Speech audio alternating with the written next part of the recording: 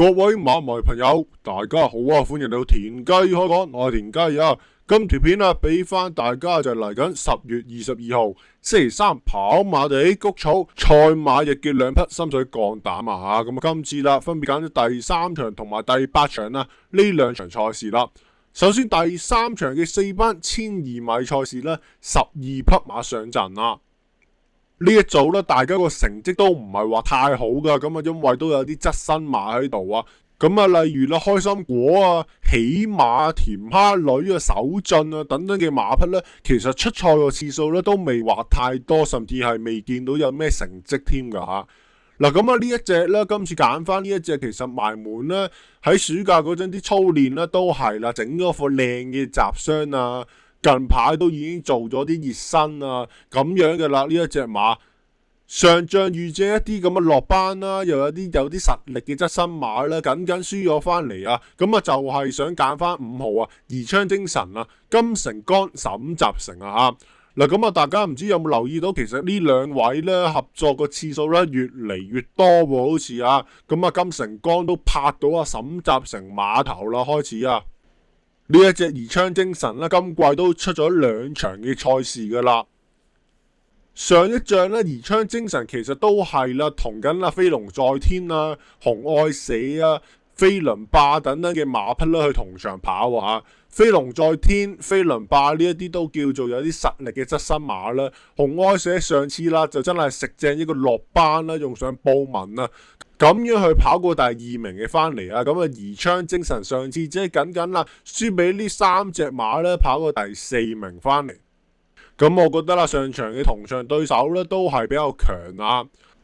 因為咧埋門其實呢一隻宜昌精神咧，用阿妹啊，用阿黃寶妮啦，都喺從化試咗副泥閘啊，輕輕鬆鬆咁撳住翻嚟噶。咁啊嚟啦，都同大家睇翻呢副泥閘啦，1050嘅泥閘，黃寶妮啊點樣去試嘅呢？吓？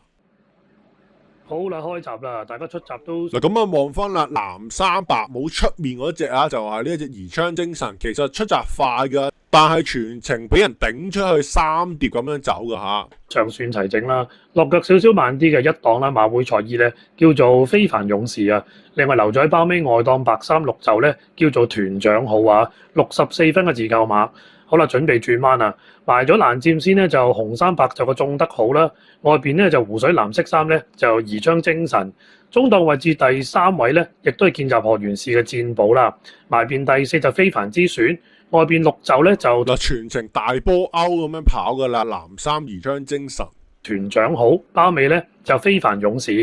咁嚟到呢一個階段啦，種得好佔先半個身位啦。跟前望空第2就宜昌精神，中檔第3有戰寶，埋邊係非凡之選，團長好就尾二，包尾咧揈出大外檔嘅非凡勇士。最後200啦，咁啊宜昌勇士咧走勢都相當輕鬆啊，稍稍壓住埋邊咧就種得好，後邊啲馬都係跟跑啫，戰寶啦，騎2步非凡之選就唔多啦，團長好就追少少，結果個衝線路相當輕鬆啊，宜昌精神贏嘅。第2位就種得咁啊，黃寶嚟誇下，你見到呢一隻嘅宜昌精神好輕鬆噶，全程撳住啊，早段大波歐咧都可以頂到翻嚟啊，有個第1名啊，贏咗翻嚟添啊，呢課集啊。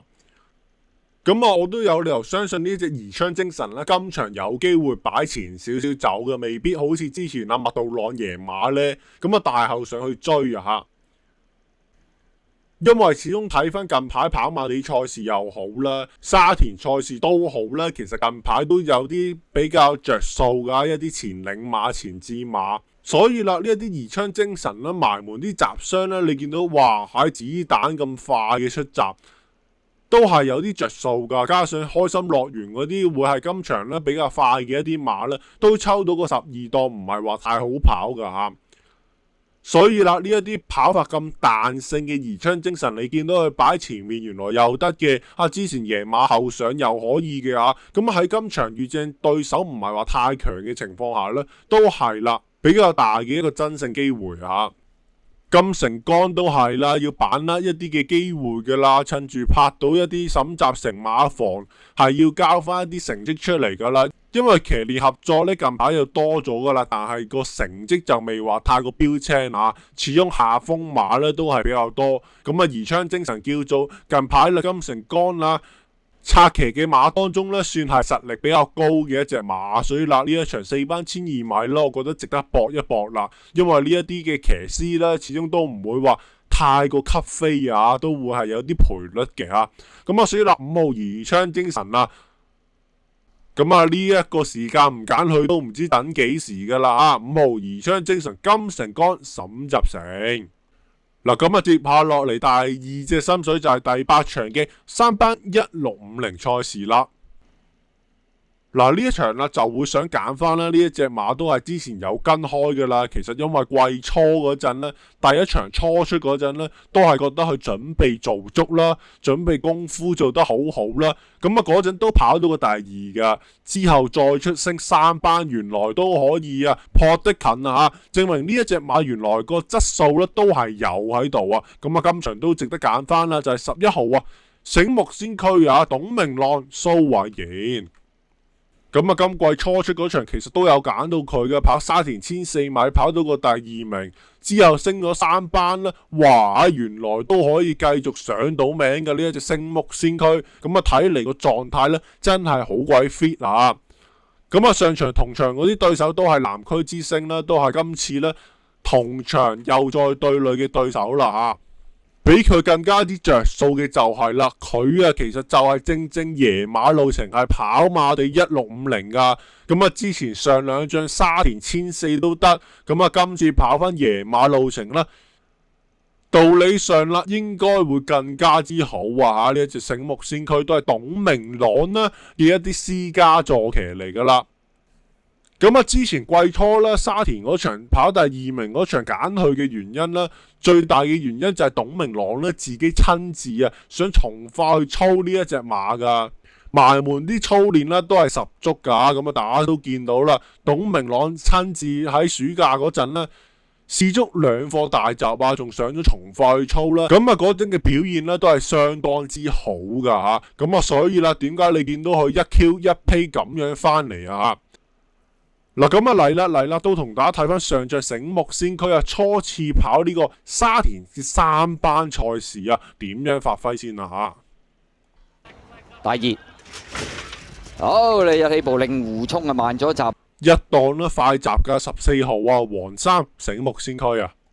前面快嘅馬有合火飛馳啊，中間就皇仁歡星同樣美麗粉紅眼罩嘅，內欄第4位係醒目先驅啊，淺藍帽第5呢就係呢隻大熱門嘅南區之星啊，再後多層嘅馬有確好勁，出邊紫色衫非凡豪傑啊，內欄63呢就太精神啦，咁啊外邊太子走上去啦，尾5橙衫穿甲戰鷹啊，尾4紅衫外邊家傳之寶啊，後邊嘅3匹馬啦智多多寶啦，黑衫外邊尾子呢就勁進飛翔，暫時殿後令狐沖嚟嘅，好啦。轉呢個嗱咁啊，大家望翻啦，呢一隻嘅醒目先驅咧，都係啦貼住條欄跑噶，呢一場叫做早段啦，都係守到一個靚位噶，大家望實佢啦。100米彎啊，同樣美麗都係擺咗喺前面放啦。南區之星呢已經咬咗上嚟拍住佢啦。進佔第3位有皇仁歡星啊，咁啊內欄第4就合火飛馳啦，中檔第5位非凡豪傑啦，緊隨其後噶嘛。63粉紅帽係確好勁啊，內欄呢咁啊仲有呢隻醒目先驅啦，攞出去中外檔噶嘛，有穿甲戰鷹同埋家傳之寶嗰啲馬。好啦，正最後直路啦，同樣美麗埋邊佔先，咁啊見到南區之星呢就淺藍帽向中檔拍住佢噶啦，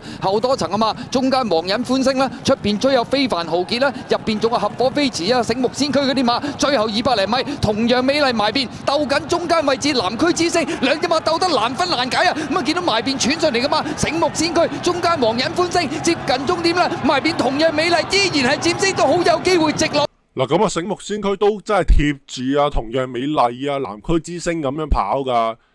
但係始終都係啦，兩場都係叫做塞下咁啊！呢一隻醒目先驅，始終上2仗呢都係輸緊啲形勢啊！呢隻醒目先驅啊，因為你見到其實2場早段啦都叫做慳咗啲位嘅，但係啦都係啦，乒乒乓乓有啲塞車嘅情況啊！所以咧今次反而轉過嚟跑馬地咧，抽個7檔啦，未必話即係咁差嘅個形勢。反而守喺一啲2跌位置有遮擋咧，對呢一隻馬咧會更加之好啊！因為其實佢場場都會有一個唔錯嘅爆發力啦，去上到嚟噶。反而喺內欄咧貼欄跑咧呢一隻馬就會面對一個塞車嘅情況啦。咁啊7檔2碟跑會更加之理想啦。同場都好多實力馬嘅，其實今場，但係嗰個嘅表現咧都係比較浮沉啊嚇。好多馬咧都叫做已經跑過好多噶啦。咁好似真友啦、九九圍攻啦、大學生啦等等，其實喺3班咧都浮沉咗好耐嘅一段時間啦嚇。咁啊，所以啦，今場都寧願想搏翻一啲比較側身啦，冇乜話點樣跑過啦，又有啲進步嘅呢隻醒目先驅啊。董明朗、蘇偉賢成日都講啦，合作上咧都幾好成績，甚至都有啲蠱惑添㗎呢對騎練。